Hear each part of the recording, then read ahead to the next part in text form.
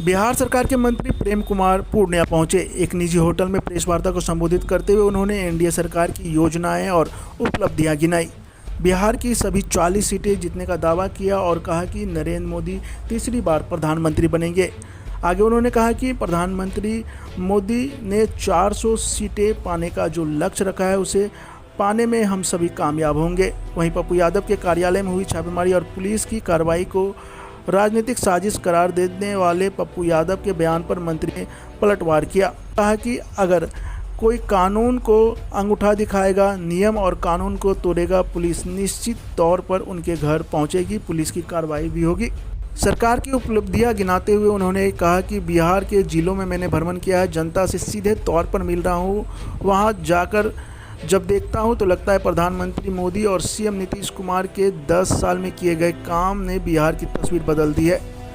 सरकार की योजनाएं हर एक तबके तक पहुंच रही है। समाज के हर वर्ग के लोग सरकार की योजनाओं से लाभान्वित हो रहे हैं। सरकार ने सभी वर्गों के लिए काम किया है।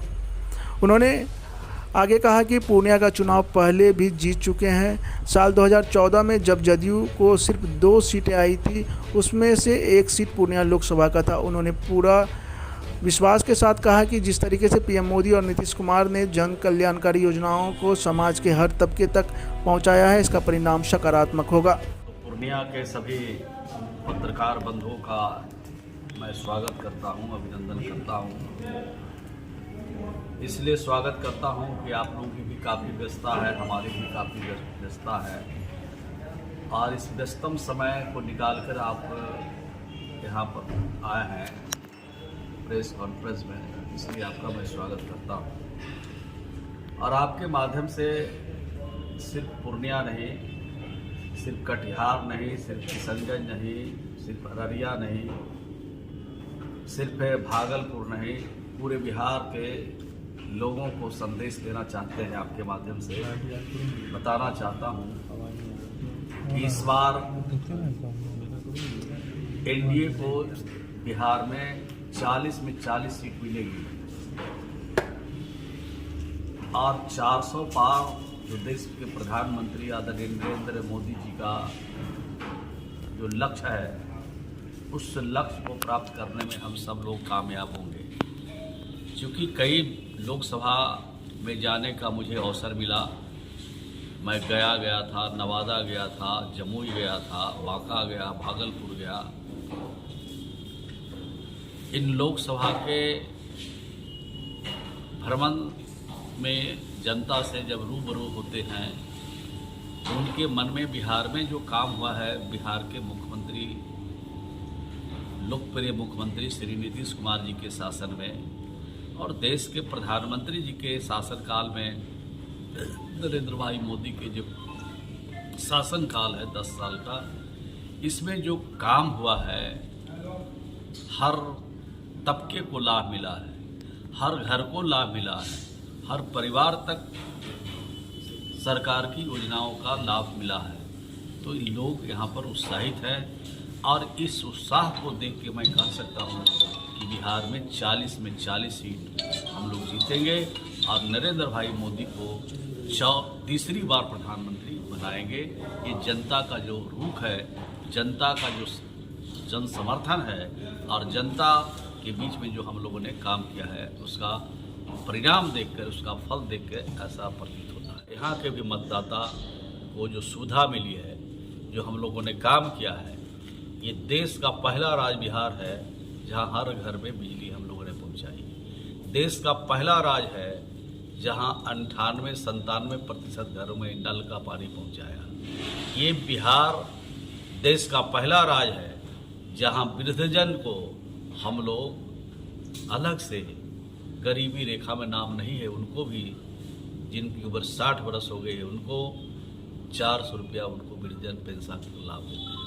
बिहार के किसानों के लिए भी हम लोगों ने अलग कानून बना करके, जो बिहार के किसान हमारे खेती करते हैं, उनकी फसल जो क्षति हो जाती है, उसके लिए भी हम लोग कानून बना के अलग से काम किया है। तो हर क्षेत्र में हम लोगों ने काम किया है।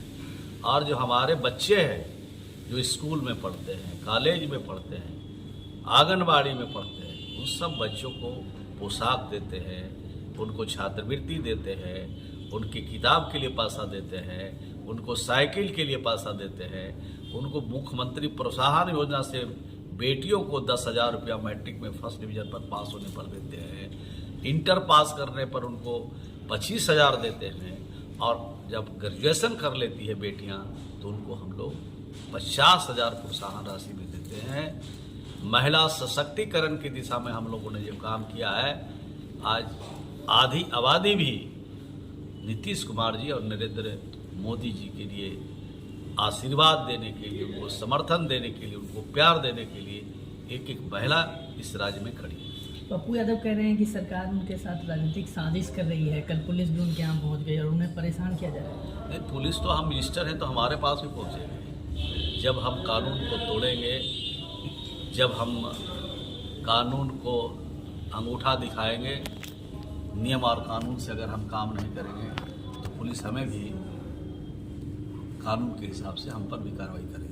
16 अप्रैल को प्रधानमंत्री का कार्यक्रम है। 16 अप्रैल को प्रधानमंत्री का भी कार्यक्रम है पूर्णिया में। कितना असर साबित, कितना असर? प्रधानमंत्री जी का कार्यक्रम जब होगा तो फिर विरोध में बचेगा क्या? जब एक बार जब आएंगे तो पूरी जनता उनकी झोली में, उनके समर्थन में खड़ा होकर के एनडीए के पक्ष में मतदान करेंगे। जितने एनडीए के घटक दल है क्या वो लोग भी आएंगे?